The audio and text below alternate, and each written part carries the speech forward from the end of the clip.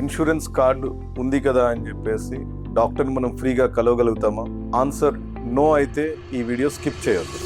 నమస్తే అండి, నా పేరు Aravind, vice president operations at Wellness Hospitals. Last week gig workers కోసం మనం ఏదైతే హెల్త్ కార్డ్ ఇష్యూ చేసామో అది చాలా మంచి రెస్పాన్స్ వచ్చిందండి. సోషల్ మీడియా ప్లాట్ఫామ్ లో కొంతమంది దీని గురించి సందేహాలు అడగడం జరిగింది. మొదటి డౌట్ వచ్చేసి, ఈ హెల్త్ కార్డ్ వచ్చేసి ఇన్సూరెన్స్ కార్డుకి రీప్లేస్మెంట్ అనేది మొదటి సందేహము. అండ్ ఈ 60 సెకండ్ల తర్వాత ఈ ఒపీనియన్ అందరిది చేంజ్ అవుతుంది అనుకుంటున్నాను. ఇన్సూరెన్స్ కార్డుకి మనం ఇచ్చిన హెల్త్ కార్డు రీప్లేస్మెంట్ కానే కాదు.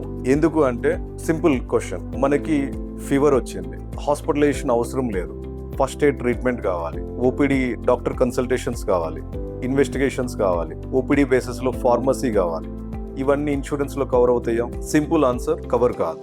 దాని తర్వాత ఇన్సూరెన్స్ ఉంది, హాస్పిటలైజేషన్ అయ్యాము, non payable items, member కోపే, some insured exhaust అయిన తర్వాత రిమైనింగ్ ఎక్స్పెన్సెస్, ఇవన్నీ ఇన్సూరెన్స్ లో కవర్ అవుతాయా? సింపుల్ ఆన్సర్, ఇవన్నీ కవర్ కావు. సో ఫైనల్ గా ఏంటి అంటే, ఇన్సూరెన్స్ లో ఏవైతే కవర్ కావో, హాస్పిటలైజేషన్ కి ముందు, హాస్పిటలైజేషన్ అప్పుడు, హాస్పిటలైజేషన్ తర్వాత, అవన్నీ కూడా మనకి హెల్త్ కార్డ్ లో మనం కవర్ చేసాం. సో ఇన్ షార్ట్ ఏంటి అంటే, ఏదైతే అవుట్ ఆఫ్ పాకెట్ ఎక్స్పెండిచర్ అవుతుందో పాలసీ హోల్డర్ కి, మన గిగ్ వర్కర్ కి, ఎగ్జాక్ట్ గా అదే ఏరియాస్ టార్గెట్ చేస్తా, అదే ఏరియాస్ లో బెనిఫిట్ చేయడం కోసం ఈ హెల్త్ కార్డ్ లాంచ్ చేయడం జరిగింది. థ్యాంక్ యూ అండి.